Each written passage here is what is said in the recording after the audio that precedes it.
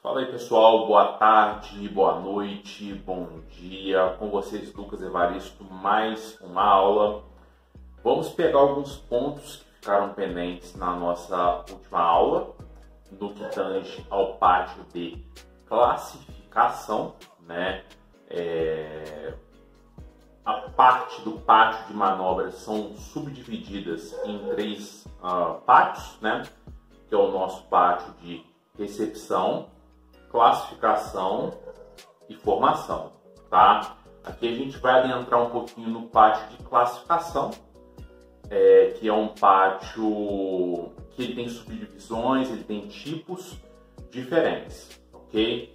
Então, sobre as características do pátio de classificação, a gente pode definir que ele é o pátio com maior número de linhas, tá?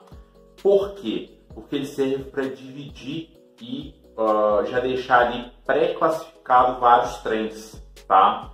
E essa classificação, do pátio de classificação, vai dividir os vagões, o material rodante, de acordo com o destino, cliente e o produto, tá? Então é dessa forma que ele vai ali receber e vai fazer essa divisão, essa classificação, tá?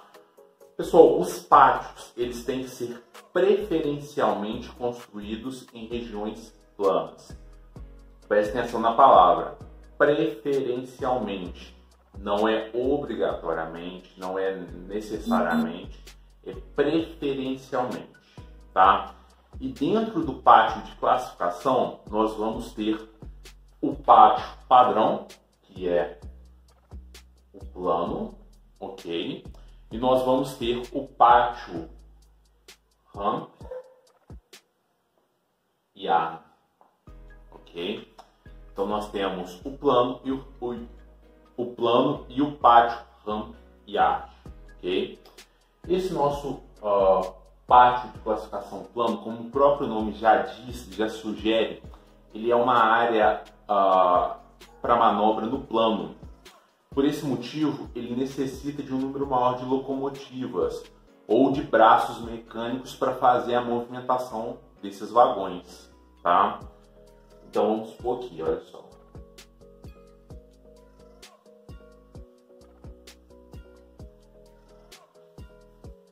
Nós chegamos aqui, nós vamos ter aqui várias linhas. A gente tem a linha 1, 2, não sei, não estou usando a regra, não estou fazendo de uma forma mais intuitiva.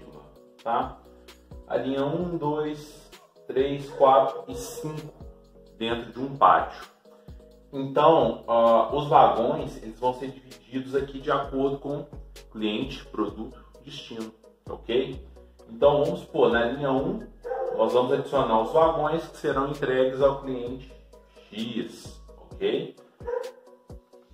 Na linha 2, nós vamos ter, por exemplo, minério, ok? Então, pode ser criado esse tipo de classificação para se dividir dentro do nosso pátio de classificação, beleza? E como que funciona o pátio plano? Ele é basicamente dessa forma aqui do desenho mesmo, tá? Antes da entrada aqui, via de regra, é feita uma inspeção no material rodante, tá? Ali nos vagões que vão seguir, verificar esse sistema de freio, enfim, todos os itens ali que compõem, né? Para olhar a caixa, se está retorcida, se está faltando ali uma sapata, contra-sapata, os pinos, contra-pinos, ok? Isso é feito na inspeção antes de adentrar no pátio em si, beleza? E aí aqui a locomotiva, ela vai fazendo a manobra e vai chegando aqui os vagões dentro de cada linha, dentro desse pátio, ok? O pátio ramp yard, que ele é um pátio que ele possui inclinação, então ele possui rampas dentro do próprio pátio, contrariando o que eu disse que seria ali preferencialmente, né? Mas ele é construído, né, com essas rampas já de forma intencional para gerar um efeito da gravidade, que a gente vai entender aqui, tá? Quando nós temos um objeto numa área mais alta e nós chegamos ele próximo do início aqui da crista da rampa, a tendência é que a gravidade puxe esse objeto rampa abaixo, né?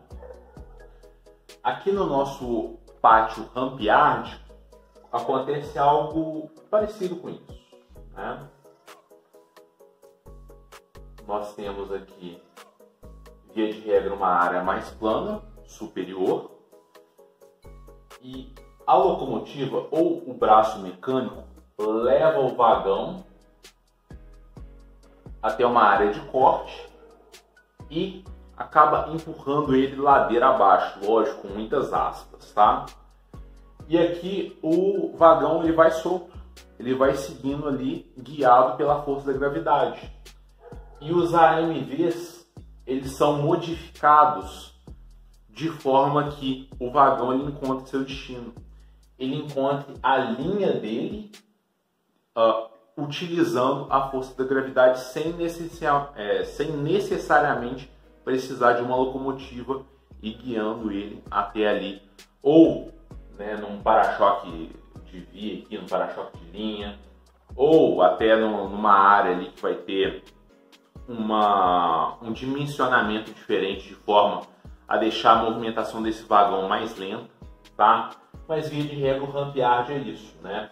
Ele tem aqui uma área plana, uma área de corte, uma área de rampa decrescente, onde o vagão vai correr, a parte dos AMVs que vai direcionar esse vagão para a linha de classificação dele, tá? E ele vai encontrar aqui o seu ponto final, onde ele vai estar ali devidamente classificado, utilizando a força da gravidade para isso, ok? Beleza. Então isso aí são os dois tipos aqui de pátio de classificação, o pátio plano e o ramp yard, ok? Beleza, esse assunto aqui a gente está matando o que ficou na última aula, que a gente falou de pátios, né? Mas vamos seguir aqui no nosso conteúdo, vamos falar hoje sobre velocidade, né? Especificamente sobre alguns tipos de velocidade e sobre algumas restrições que são ali vinculadas a ela, tá? Vamos falar primeiro da nossa VMA. VMA é uma sigla que significa velocidade máxima autorizada, tá? Essa velocidade máxima autorizada, ela é a velocidade máxima autorizada para um trecho determinado, tá? Então vamos dividir esse trecho em dois. Aqui a gente tem o trecho 1 e o trecho 2, compreende do quilômetro X até o Y até o Z, tá? Então nós podemos ter uma VMA para o trecho 1 e uma VMA diferente para o trecho 2, tá? E vai variar essa nossa velocidade de acordo com alguns pontos, algumas questões, ok? Aspectos da via permanente, tá? O que vai nos apoiar no dimensionamento dessa VMA, para a gente saber qual a VMA do trecho, ok? Aspectos da via permanente, como padrões geométricos, enfim, tanto no sentido horizontal quanto vertical, as curvas, as rampas, enfim, sendo também um fator muito importante o grau de manutenção, de precisão da manutenção da nossa via permanente. Então isso vai ajudar a gente a definir a nossa VMA, tá? E o material rodante, se ele tem capacidade de atingir aquela velocidade e se ele está num grau de manutenção que permita que ele imprima aquela velocidade sem risco de acidente, tá? E também a nossa segurança operacional, que envolve uma série de questões, né? Tem um livro do Hungria que pega só sobre isso.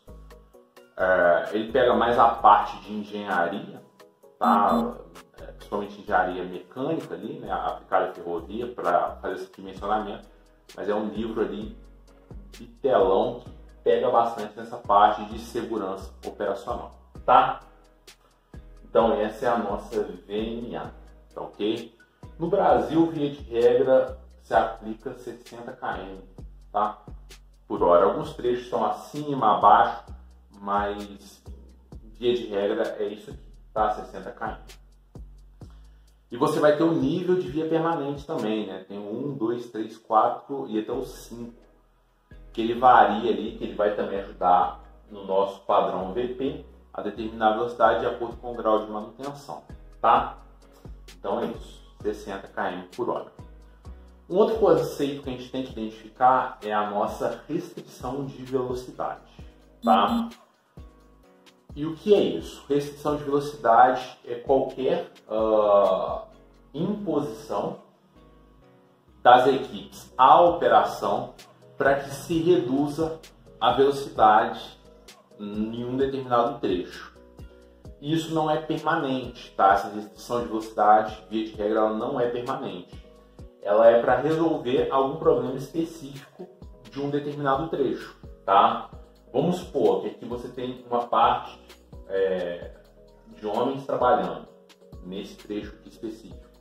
Então, nesse trecho específico, você vai fazer a restrição da nossa velocidade, tá? Ou, por exemplo, aqui você tem um risco de descarrilamento, de desabamento do talude, ou aqui você tem, por exemplo, uma passagem em nível, uma PN, tá ok? Então, é tudo isso. Então, o que nós temos sobre restrição de velocidade é isso, tá? Ele, via de regra, ele é aplicado para um determinado trecho, um determinado local, por um determinado período, tá? Ele não é permanente, ele não é um conceito permanente, beleza? Nas passagens em nível, podem haver uma restrição permanente, tá? Mas isso aí tem que ser gerado a partir, via de regra, é regulamentado por lei municipal, tá?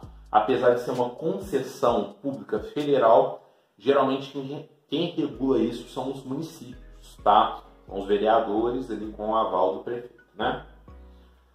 Então é isso, mas tem PN que não tem restrição de velocidade, tá? Tem PN que passa na VNA máxima ali, enfim, né?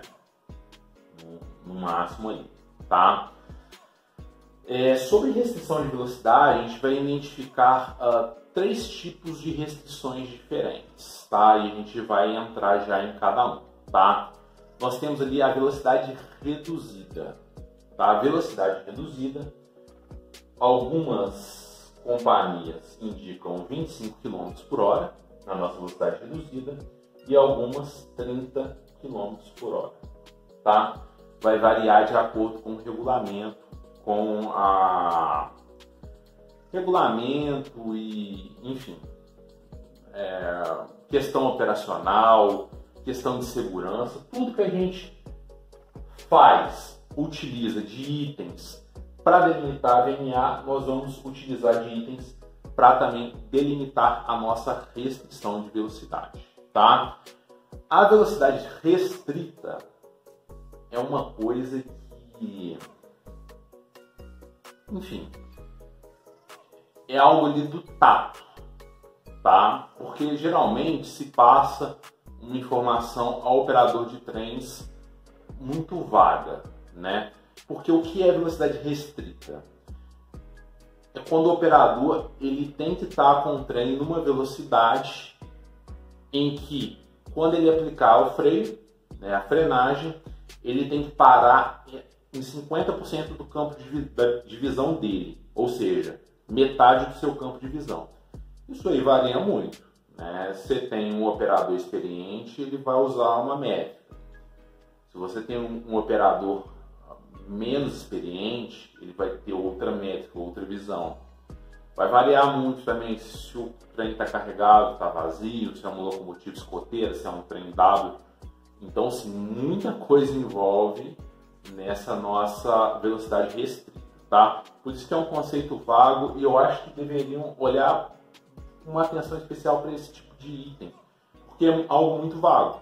Cada um vai ter uma forma de aplicação e, enfim, acontecendo um acidente, o operador pode justificar o seguinte: na minha ideia, utilizando o padrão tal, eu achei que daria. Não deu, ok? Então é algo que vai muito do tato da operação, tá? Da experiência empírica ali, tá? Se está em rampa, se não está, se está chovendo, se não está, questões ambientais. Então, assim, 1 milhão de variáveis que podem influenciar nessa nossa perspectiva aqui, tá? O nosso terceiro tipo de restrição de velocidade é a chamada velocidade limitada, tá? Que é uma velocidade que foge desses outros nossos dois conceitos, tá? A velocidade limitada, via de regra, ela tem que estar abaixo de 50 km por hora, tá? Mas ela pode ser ajustada a uma determinada necessidade, tá? Então vamos supor que nesse trecho específico aqui, nós temos uma questão especial que a gente precisa rodar 20 km por hora, tá?